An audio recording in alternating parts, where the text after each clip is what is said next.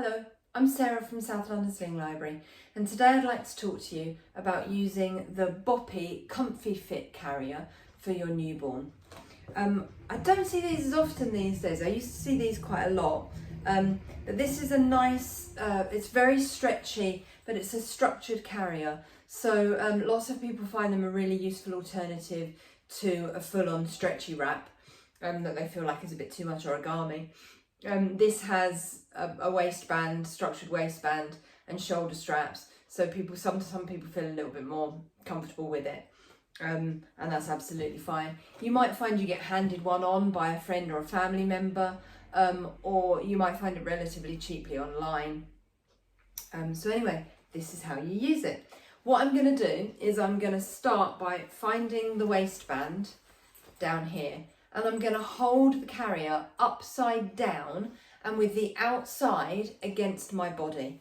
I'm then going to flip that waistband in towards me, and I'm going to put it relatively high on my body for a newborn. As your baby gets bigger, you might wear it slightly lower, more towards your natural waist, but I'm going to wear this on the upper part of my natural waist. Get it buckled up behind me, and then just pull out to the side to tighten. You don't need it to be corset tight.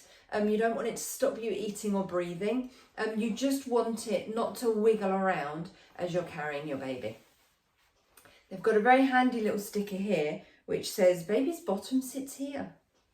So that's, make sure you can see the little sticker, but to be fair, your baby's bottoms are going to sit, depending on how big they are, possibly slightly above that. If they're a little bit bigger, that's exactly where it's going to sit. So we'll see. I've got nice long shoulder straps down here. Now I'm going to grab my baby. This is Robin. Robin is one of my smaller newborn size demo dolls. So I'm going to hold Robin here on my chest where I would hold a baby of this age. You're probably going to find your baby at this age is very much going to have their knees bent, their knees up in front of their hips and their feet almost up under their bottom. And that's absolutely fine. Just hold them in that position on your chest, gather their hands up towards their face. You want them to be in this natural knees up, bottom down type position. All I'm going to do is squish the carrier to get it between their feet. At this age, your baby doesn't want to wrap their legs around you, and that's absolutely fine. You don't need them to do that. So just holding them in that position that they want to be in, just squeeze the carrier so that you can get one edge between the baby's feet and then find the other edge and bring that up between the baby's feet as well. If your baby then wants to put their feet right back under their bottom, that's absolutely fine. Pop a hand under the body panel and just roll it up around the baby's body.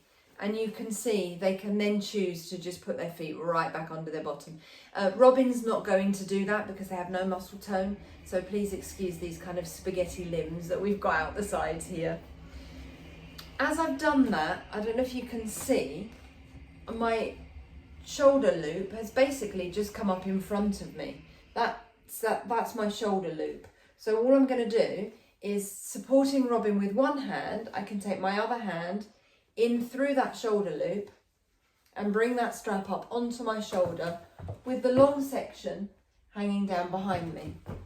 I can do exactly the same on the other side just by switching hands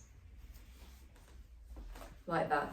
Now, because both those loops are on my shoulders, I can let go of the baby. If you don't feel secure to let go of the baby yet, that's absolutely fine. Keep a hand on your baby. You should feel that some of the weight is being taken by the waistband already, so you should be able to support their upper back. And what we can do is we can do one shoulder strap at a time. So supporting baby's upper back, take one hand, go underneath that first strap that you come to the strap on your opposite shoulder, pull it slightly down and around in front of you, and you can just hold it on the baby's bottom or upper back if you still feel like you need to support them up there. And then we've got the other hand free. We're going to go for the other one, round, like so.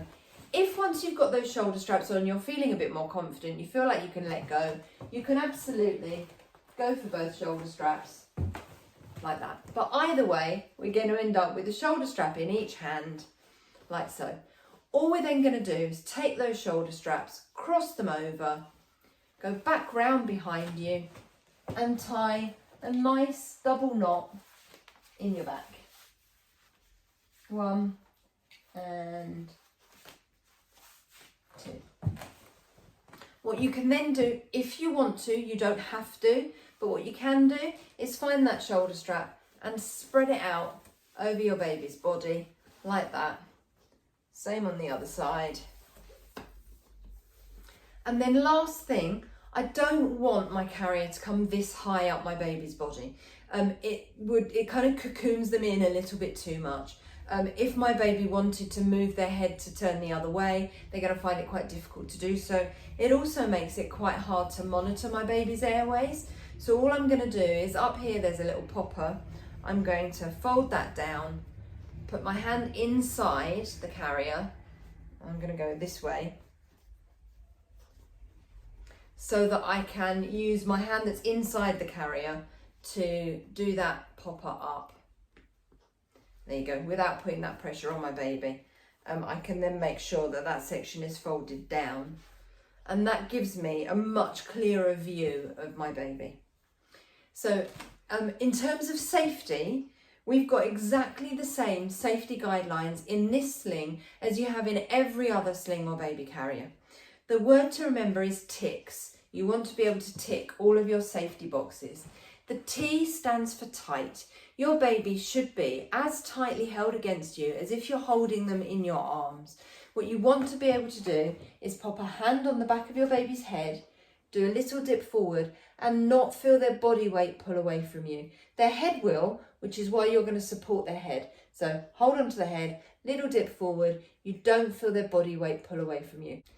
The I stands for in view. You should be able to look down and see your baby's face without having to move any of the fabric or open any straps. This again is one of the reasons why we've folded this section down.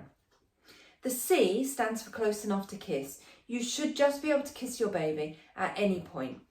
Honestly, the close enough to kiss thing is generally a breast or soft chest tissue related issue. So if you don't have boobs or soft chest tissue, you don't have to worry quite so much about having your baby close enough to kiss. As long as you're happy that their airways are open, that's what matters. For those of us who have breasts or soft chest tissue, we need to make sure the baby's on the firm part of your chest above that tissue so that they're not going to snuggle into something where they might obstruct their airway. The K stands for keeping baby's chin off baby's chest. The easiest way to know that baby's chin is off their chest is when you do that ugly double chin maneuver to look down at them. You can see the tip of their nose and everything above. The S stands for supported spine, and you know your baby is fully supported because if you put a hand on their back and lightly press, they don't have any extra room in the sling. There's no space for them to slump down, put their chin on their chest and close their airway. If you find that this is uncomfortable in your armpit, by all means, just take a thumb, get into that strap and just pull it out that way. It's not really doing anything structural once you've got your long straps done up. So it's just a case of getting it out of your armpit if you're not particularly comfortable. Most of your baby's head support is going to come from getting that seat right. Where you've got them in that nice knees up, bottom down, it's referred to as the M shape. So you go from their foot up to their knee, down to their bottom, up to their knee and down to their foot. Once you've got them in that position, you'll generally find that they'll have a nice rounded back. And when they're relaxed, they're just going to rest their head on your chest. If you need to bend down and pick a sock up off the floor, you can put a hand on their head and bend down. It's not a problem. If you need to bend down and you need both of your hands, for me, it's picking up after the dog, then what you can do is just release that popper and allow that extra piece of fabric to stand up, which is just going to give you a little bit of extra head support. Should you need it, should you need to bend down, you need both of your hands. When you're upright, particularly if the baby's awake, you're going to want that down so that it doesn't irritate them, it doesn't obstruct their view, it doesn't get in their way. So let's fold that down. There we go. To take the carrier off, I'm basically going to reverse the process. So in my back here, I have that knot. I can undo that as I start to unwrap, I'm going to start to support the baby, and then I can just take those shoulder straps off. Then I want to get a hand between the baby and the sling to be able to support my baby and lift them clear. I can then, to be honest, if I was going to leave this on, say I just needed to change the baby's nappy and then I'm going out, going to get hold of those shoulder straps and either put them in a pocket or tuck them in your waistband so that they're not going to dangle down in front of you and be a bit of a trip hazard. If you need to take it off, just find your waistband and take it off. I hope that helps. If you've got any questions, do put them in the comment section down below and I'll get to them as soon as I can. Thanks a lot. Bye.